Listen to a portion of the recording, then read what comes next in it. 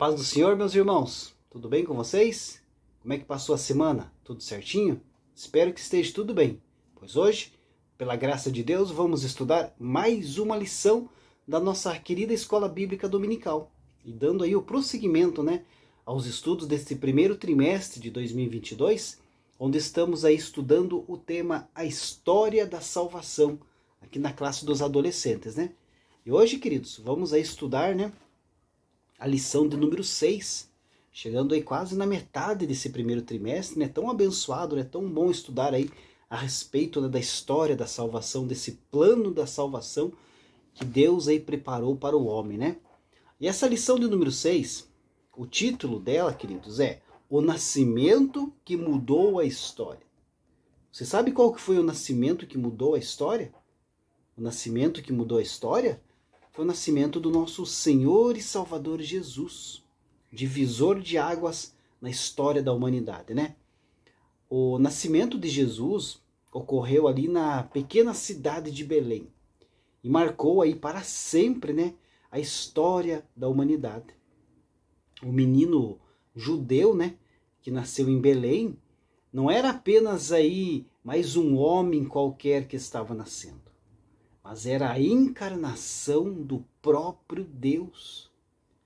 Obviamente, negar aí o nascimento de Jesus Cristo é negar o Evangelho e, consequentemente, toda a Escritura Sagrada, visto que ela aí aponta para esse acontecimento e os seus desdobramentos.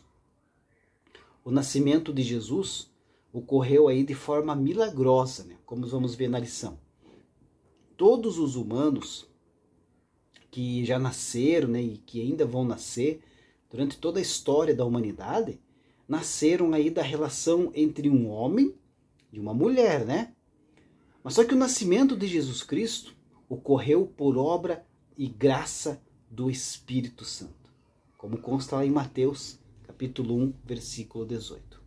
Então vamos nos aprofundar um pouco a respeito aí do nascimento que mudou a história, do nascimento do nosso mestre, do nosso rei, do nosso Salvador, Jesus Cristo, A leitura bíblica da lição de hoje, que serve como base para a lição, Se por acaso você não possui a lição em mãos e quer acompanhar esse estudo, faça a leitura deste texto sagrado, Evangelho de Mateus, capítulo 1, do versículo 18 ao 25, que é a base aí da lição que nós vamos estudar hoje. Mateus, capítulo 1, do versículo 18 ao 25. E a mensagem da nossa lição, queridos, que um versículo principal, que é destacado em cada lição, se encontra lá em Gálatas, carta de Paulo aos Gálatas, capítulo 4, versículo 4, que diz assim: Mas, quando chegou o tempo certo, Deus enviou o seu próprio Filho, que veio como filho de mãe humana e viveu debaixo da lei. Em algumas outras versões da Bíblia Sagrada, queridos, nessa passagem aqui em Gálatas, capítulo 4, versículo 4, nós encontramos a expressão plenitude dos tempos, Deus, quando chegou aí a plenitude dos tempos. O que seria nessa plenitude dos tempos, Ou aqui, como está na lição, o tempo certo, A plenitude dos tempos significa aí basicamente o momento apropriado, de acordo aí com o decreto de Deus, para que a sua vontade fosse cumprida. Isso quer dizer que a plenitude dos tempos, ou o tempo certo, é quando as estações precedentes estabelecidas por Deus se completaram. Ou seja, era o tempo certo, era o tempo ideal, era aquele momento para que Jesus pudesse vir a nascer. Então a plenitude dos tempos marca aí o cumprimento de um período. No texto aqui de Gálatas, a plenitude dos tempos significa aí o momento exato pré-determinado pelo Pai em seu plano eterno, no qual Cristo entrou no cenário da história da humanidade. Se você analisar a época em que Jesus nasceu, você vai ver que tinha o Império Romano que dominava. Só que através do Império Romano, as estradas da época foram abertas, foram construídas estradas de ponta a ponta da Ásia, da Europa, através do Império Romano. Então a locomoção naquela época foi facilitada por causa do Império Romano. existia uma língua que era conhecida em todo o mundo, que era o grego, influência da cultura grega, do Império Grego, que veio anterior aí ao Império Romano. Então você veja a facilidade que tinha para Jesus aí expandir a sua mensagem, através das estradas romanas, né? E através de uma língua, que era aí a língua grega, que todos conheciam. E também, queridos, a plenitude dos tempos também cabe a Israel, porque eles preservaram as escrituras sagradas, eles preservaram a lei de Deus até aquele momento. Então era o momento exato, o momento ideal para Jesus vir. O Verbo encarnou ali quando todos os eventos preparatórios foram cumpridos, significando aí que ao longo do período de tempo, né, o Cronos, havia então chegado ao seu final.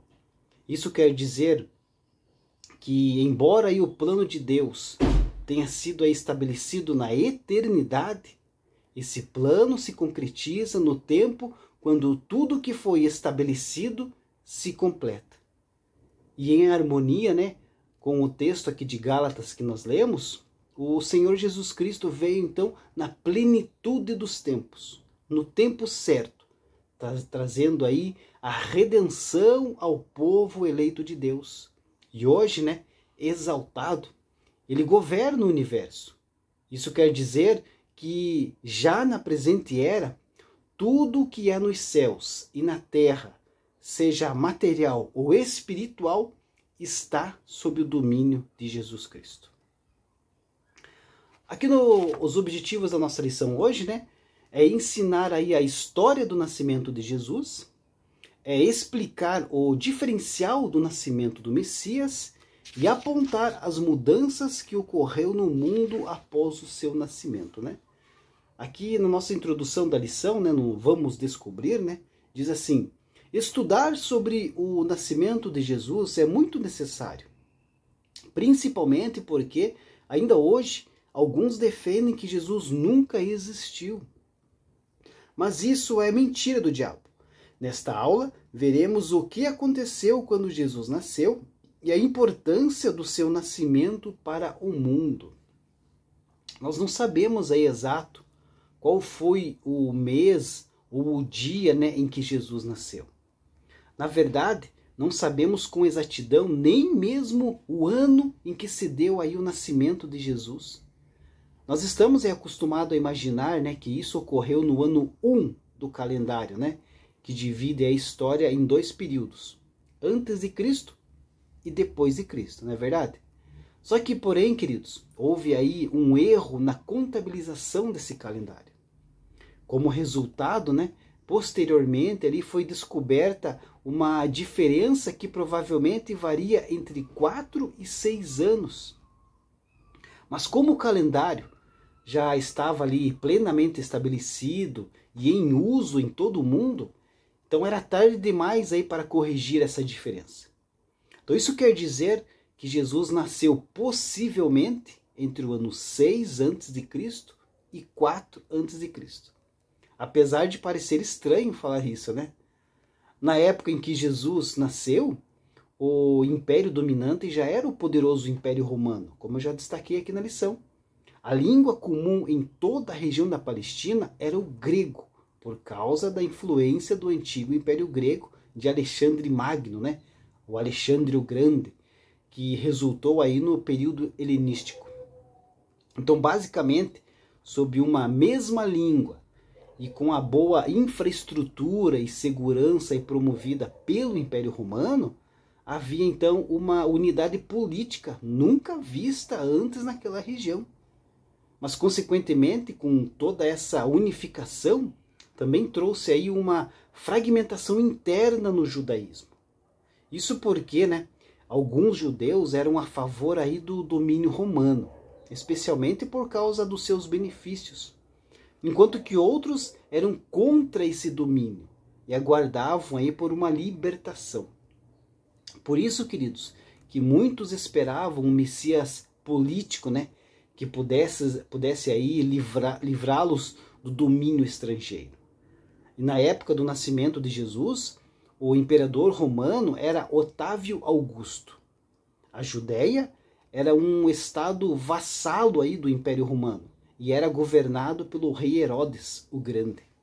Inclusive, foi esse Herodes quem ordenou aí a matança dos meninos em Belém, após aí o nascimento de Jesus, conforme consta lá em Mateus capítulo 2, né? Mas o primeiro ponto da nossa lição, né? O Messias é anunciado, né? Aí que no primeiro subtópico, Maria, né, aceita a sua missão, e no segundo subtópico, José aceita a missão. Então aqui é o anúncio da chegada de Jesus para Maria e para José, seus pais, né? Maria é sua mãe biológica e José é o seu pai adotivo, podemos dizer assim, né? Porque o pai de Jesus é Deus. Mas a primeira coisa, né, que precisa ser enfatizada quando falamos sobre o nascimento de Jesus é que ele aconteceu aí de forma miraculosa. Sobre isso, né, o texto bíblico diz assim: foi assim o nascimento de Jesus Cristo. Maria, sua mãe, estava prometida em casamento a José. Mas, antes que se unissem, achou-se grávida pelo Espírito Santo. Mateus capítulo 1, versículo 18. Em outra parte, o texto bíblico também mostra que a jovem Virgem Maria recebeu aí a visita do anjo Gabriel, que lhe anunciou ali que ela haveria de ter um filho. Ela ficou com certeza muito espantada, né? Afinal, ela era uma virgem. Mas o anjo falou a ela, né?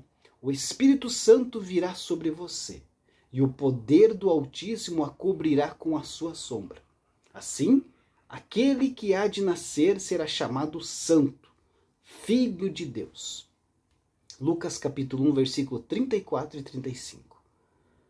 A Bíblia não esconde o fato, né, de que José teve dificuldade, né, de assimilar essa situação. Mas um anjo do Senhor também apareceu a José, e foi através de um sonho, e lhe explicou que ele não devia hesitar em tomar Maria como a sua esposa, pois a sua gravidez era procedente, né, era feita ali através do Espírito Santo, e o filho que haveria de sair do seu ventre seria aquele que salvaria o seu povo de todos os seus pecados, conforme está lá em Mateus capítulo 1, versículo 20 e 21. Então foi assim o anúncio da chegada de Jesus para José e para Maria, né? Ponto 2 da lição: o nascimento de um rei. Aí aqui esse segundo ponto está dividido aqui no subtópico 1, né? Uma estrela brilhou. No subtópico 2, pastores são testemunhas, né? A Bíblia diz, queridos, que Jesus nasceu durante o período em que José e Maria viajavam ali de Nazaré para Belém, por causa ali do censo, né, que estava acontecendo. Como José era de Belém, então ele precisou ir até Belém para poder ali se registrar naquele censo. Isso, no entanto, queridos, serviu ali para cumprir as escrituras sagradas, né? Que através lá do profeta Miqueias já havia ali anunciado que o Messias haveria de nascer na cidade de Belém, a cidade de Davi, como consta lá em Miqueias capítulo 5, versículo 2. Naquele tempo, Belém era uma cidade muito pequena, praticamente uma vila, podemos dizer assim. E em Belém, o dia do nascimento de Jesus não foi nada fácil. José não conseguiu encontrar vaga na hospedaria, né, para ele e a sua esposa grávida, prestes a dar à luz. Por isso Jesus nasceu num ambiente de estábulo, né, e foi deitado ali numa manjedoura, conforme consta lá em Lucas capítulo 2, do versículo 5 ao 7. Enquanto ainda estava na manjedoura, né, um grupo de pastores foi visitar o menino Jesus após terem sido ali avisados do seu nascimento por um anjo do Senhor, enquanto eles apacentavam seus rebanhos durante a noite, conforme consta lá em Lucas capítulo 2, do versículo 8 ao 20. Completando ali os 8 dias do seu nascimento, Jesus foi circuncidado e consagrado ao Senhor no templo em Jerusalém, conforme mandava a lei, né? E depois, Jesus também aí recebeu a visita de uns magos do Oriente, que foram ali milagrosamente guiados por uma estrela até o local onde o menino estava e lhe deram ali vários presentes, né? Ouro, incenso, mirra, né? Muito valiosos na época, por sinal. O texto bíblico não informa quanto tempo se passou desde o nascimento de Jesus até o momento em que os magos ali foram homenageá-lo e entregar esses presentes aí para o rei que tinha acabado de nascer, né? Ponto 3 da nossa lição, já partindo para o final, né, meus queridos? É o nascimento que fez a diferença, né? Aqui 2 subtópicos. Primeiro subtópico, nascido para dividir a história e nascido para mudar as nossas vidas. Queridos, o nascimento de Jesus é um dos assuntos que estão aí no centro da fé cristã, pois testemunha a respeito da encarnação da segunda pessoa da Trindade. Isso significa que ele deixou para trás privilégios inimagináveis para a mente humana. Aquele que desfrutava de igualdade com Deus, pois ele mesmo era Deus, voluntariamente aceitou assumir a forma de servo, tornando-se completamente humano. Mas Jesus não veio ao mundo numa família poderosa. Ele não nasceu num palácio e não se deitou num berço glorioso. Ele veio numa família humilde. Nasceu num estábulo e se deitou numa manjedoura. Embora ele próprio fosse o senhor da lei, ele nasceu sob a lei, tornou-se sujeito à lei e cumpriu com perfeição a lei, para poder aí redimir os que estão sob a lei. Considerando tudo isso, precisamos aí considerar alguns pontos importantes sobre o nascimento de Jesus. Em primeiro lugar, o nascimento de Jesus testemunha que ele se tornou verdadeiramente humano. Seu corpo não era uma ilusão, não era um tipo de aparição espiritual. Ele nasceu totalmente humano, feito de carne e de osso. Em segundo lugar, o nascimento virginal de Jesus indica que ele nasceu sem herdar o pecado original, do qual todos nós somos herdeiros. Jesus não teve um pai humano, mas nasceu por obra do Espírito Santo. Em outras palavras, o nascimento de Jesus interrompeu parcialmente a linhagem de Adão, por parte de pai. E por isso, ele foi aí preservado de participar da culpa e da corrupção que todos os descendentes de Adão participam. E em terceiro lugar, o nascimento de Jesus, em seu caráter virginal, indica que de fato, na pessoa de Cristo, estavam unidas de forma plena, indivisível e também inconfundível as naturezas divina e humana. Cristo tornou-se então verdadeiramente homem, mas não ficou menos divino ou deixou de ser Deus. Por isso que nós dizemos que Jesus é 100% homem e 100% Deus. A conclusão da nossa lição diz assim: Jesus, sendo Deus, deixou sua glória e poder, e então se fez ser humano. Ele nasceu em um país sem soberania, em uma família com pequenas posses, em um ambiente pouco confortável. Um recipiente onde os animais se alimentavam foi seu primeiro berço. Você consegue imaginar isso? Por seu grande amor, se fez pobre, a fim de que pudesse, pela sua vida e exemplo, enriquecer a muitos, salvando-nos da condenação. E por fim, queridos, o nascimento de Jesus aponta para a verdade bíblica de que a salvação não é obra do esforço humano, mas é obra de Deus. Jesus nasceu na plenitude do tempo, o momento exato determinado por Deus para prover a redenção do seu povo. Deus abençoe a sua vida e até a próxima lição, se Deus assim permitir.